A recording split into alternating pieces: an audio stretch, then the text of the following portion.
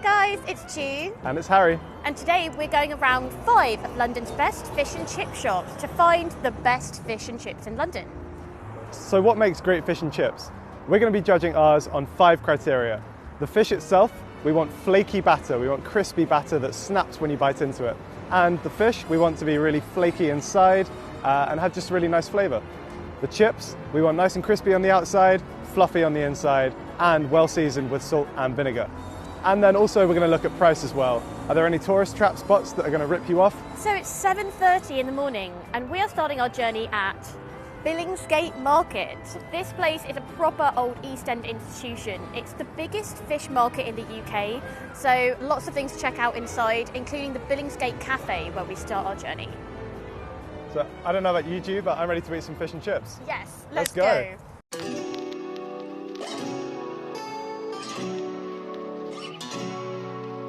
I've been working down the fish market since '97. We cook fish, we do breakfast, we basically cater for the market. It's a tradition, a lot of people come down here to get fresh fish, don't they? A lot of people come here as well for the haddock, where the poached haddock and the poached eggs.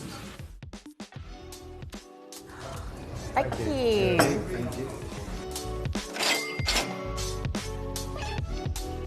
Ju, visually, talk to me about your first impressions of this fish. Well, this is literally the biggest plate of fish and chips I think I've ever had. It's come in almost just like this like circular display, which I'm absolutely loving. There's a lot of salad and red onion, some coleslaw on the plate. The like overbearing thing on this plate though is like the huge wad of chips here. So the fish, a little bit unusual in a couple of ways. Firstly, it's sea bass, which is not the average fish that tends to get served in London's fish and chip shops. You're usually looking at more sort of cod or like a flaky fish like that. Also, they don't batter the fish here, which I'm actually slightly disappointed in because they just dredge it in flour and then fry it.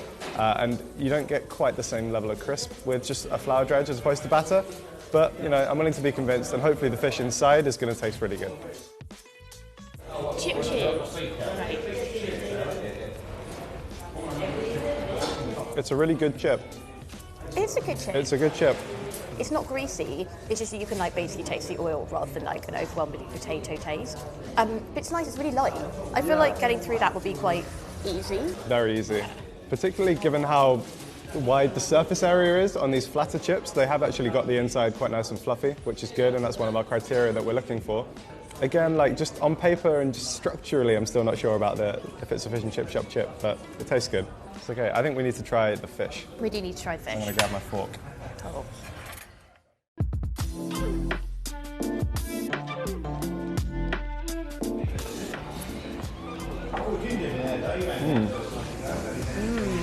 The taste of the actual fish inside of what's extremely like light floury batter is unbelievably good. That's really good fish. It's flaky, which is again one of our criteria that we're looking for. Just kind of almost like falls apart and melts in your mouth. Really well seasoned. This is it's just really lovely quality fish. I think you can just taste the freshness. Like it hasn't travelled, you know, from miles across London. It's just come like straight here in the morning. Probably arrived here at like 4 o'clock in the morning, and then we're eating it at like 7, 8 o'clock. Yeah. So this costs £10, which is roughly about $13. I feel like this is a good filling fish breakfast, which is not a sentence that I've said before, but good value for money. It's cheap as chips.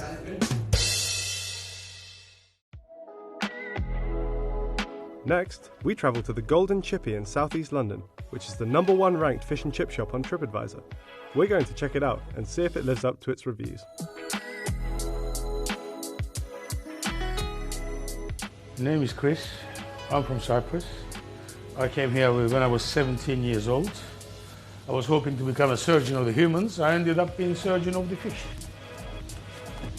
Golden Chippy have been open for 15 years. I started it from scratch, but these hens have been playing with fish for 42 years now. With the secret recipe of the batter, cooked at the right temperature, sitting there for 1 or 2 minutes to drain properly, gives it that fantastic crispy finish, which is very light butter, very tasty fish, and not greasy at all.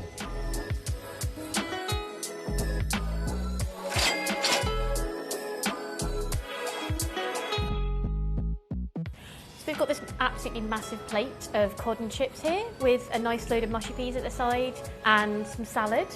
So just looking at this, I am super excited to tuck in. The batter is like visibly crispy, and the chips as well. These are like proper chip shop chips. We've got that thickness on all sides, nice and golden brown on the outside. I'm hoping nice and light and fluffy on the inside, but we're going to find out.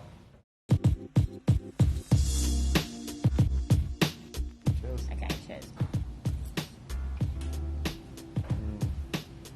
This is like so unbelievably smooth and just like really, really nice sort of like fish flow texture. It's just absolutely melting in my mouth.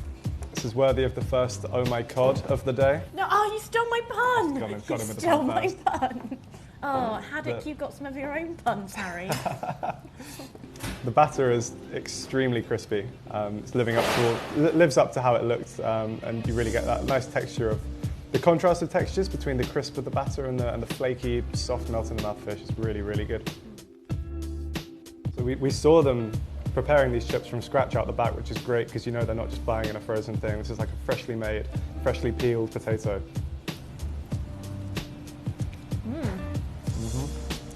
Taste potato, which is always good for a chippy chip. Like normally with chippy chips you might be a little bit too greasy, but this is just, I mean, the taste of the potato inside is obviously coming through. Also they fry it in just the same oil as the fish, so I'm getting like almost a little fishy taste from it. It's like the I whole love the fishy taste. Yeah.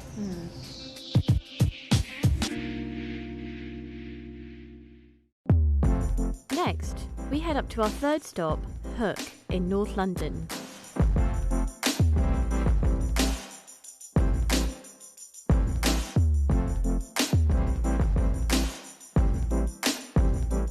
We wanted to do something different to the traditional fish and chips dish by adding tempura and panko and flavouring them and doing a more new school take.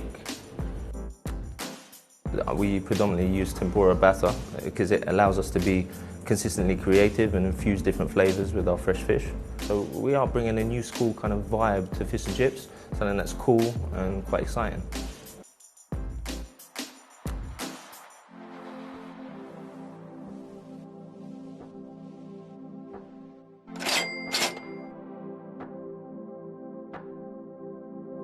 So we're at our third location. This is Hook in Camden, and we've just been given some garlic truffle mayo, some seaweed salted chips, nice little wedge of lemon, and this lovely piece of sea bream with basil and lemon tempura. It smells amazing. It's just arrived at our table. The chips are interesting. They're kind of like a cross between chips and potato wedges because they're really thin, but they've still got the skin on the fries. Not the sort of conventional fish and chip shop fry, but I'm hoping that this garlic mayo is going to kick it up a gear. It's really, really lemony. Like you can really taste the lemon coming through. And the tempura is like extremely thin. It's very like light crisp to it, but I think that there's such moisture in the fish that like that's really the overwhelming texture that comes through. The fish is like butter. It really kind of just dissolves in your mouth almost, and has like quite a lot of richness to it. I think the bream in comparison to maybe the cod that we've had earlier, the taste of the fish is really good.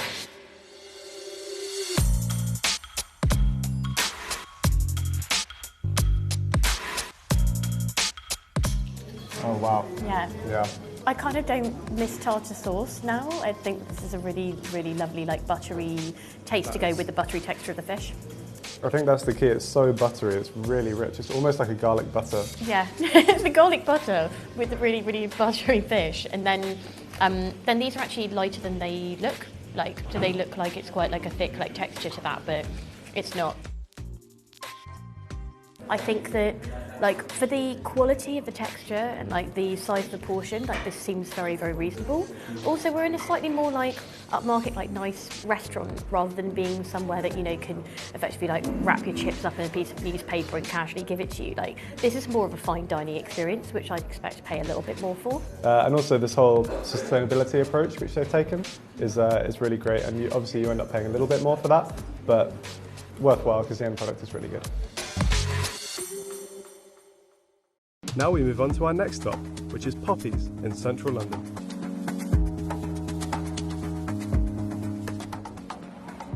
Now Poppy's has 3 locations in central London. It's got a little bit of a reputation for being touristy, but it's not all bad. It's actually got quite a nice history behind it. It was started in 1952 by Pops, who started it as a teenager, wrapping up fish and chips in copies of newspaper.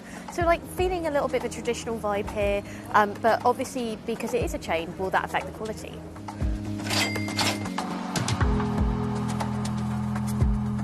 So this is a regular size cod at Poppy's. You see we've got an absolutely massive amount of chips and quite like an achievable size cod, I feel. Yeah, I mean, we're reaching the point in the day where I'm already getting quite full, so it's nice to see that the cod isn't too ridiculous. But This is like quite light, like quite kind of skimpy chips, I would say, like they're chippy chips, but they don't look like kind of overly golden, like overly brown. And we were a little bit confused as whether this was battered or breaded cod, because it's such a like light and actually quite like bumpy texture to the batter that, I mean, it's battered cod, but I guess we'll find out what it's going to taste like.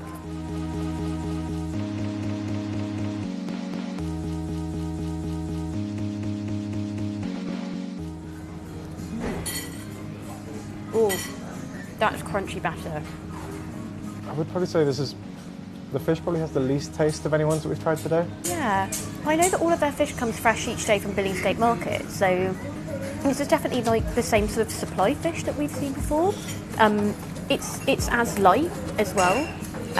There's just not as much of a fishiness to it, I would say. Yeah, there's just not a lot of flavour coming through from there. Not in an unpleasant way, you know. The batter is good, it lets the batter shine a little bit. Yeah, let's give these chips a try. Yeah, these very much fit my idea of like a classic chippy chip. You do get maybe a little bit underdone compared to one of the ones that we've had today. You don't get quite as much crunch on the outside, but the inside you really do get a lovely potatoey, fried potatoey flavour, and it is nice and fluffy as well. Yeah, very, very fluffy. And then in parts you can see a little bit of skin on. So I kind of like that roughness of them. Like that's a classic chippy chip. You're looking for a little bit of skin, a little tiny bit of crunch, but mostly it's all about just the quality of the potato inside. We move on to our final stop, fine dining seafood restaurant Body Gull.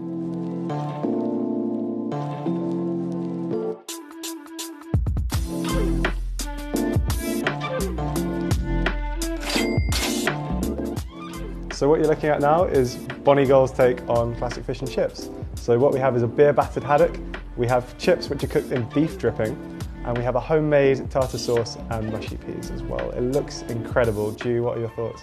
Well, it almost just looks like too good to eat. It's just like a work of art on a plate. It's just, I don't even know how they get the fish to stand up like that in the batter.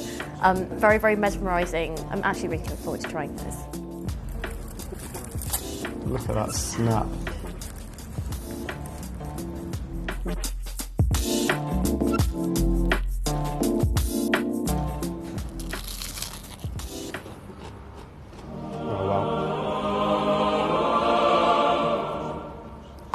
Really buttery, really melt in mouth texture on the inside, but just the batter is just, I could just eat the batter, just have a snack pocket of that batter and just snack on it all day long.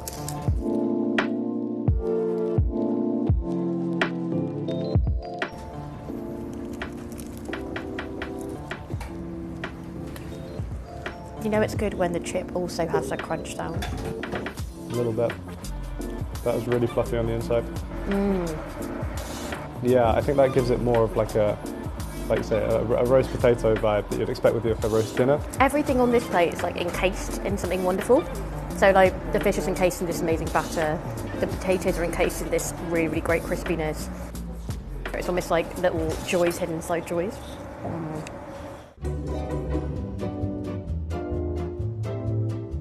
So here we are.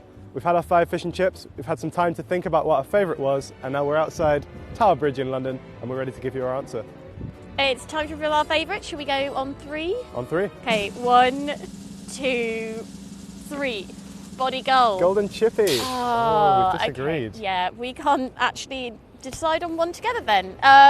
Why did you pick Golden Chippy? For me, Golden Chippy took the crown because it was just like the quintessential chip shop experience in terms of the food, where you get that flaky fish, crispy batter, chunky chips, and for me, yeah, it was just classic fish and chips.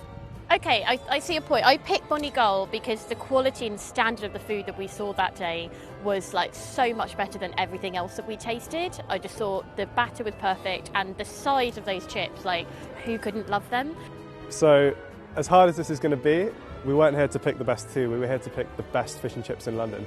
Can I convince you to come over to the side of Golden Chippy? Okay, I can be convinced to go over to Golden Chippy only because I think that as a fish and chips, proper English fish and chips experience, it gives you that in a way that fine dining at Bonnie Gold doesn't. So I think in terms of like all-round food plus the proper authentic experience, okay, I'm going to go for Golden Chippy. I can move over to Golden Chippy. But Bonnie Gold was delicious.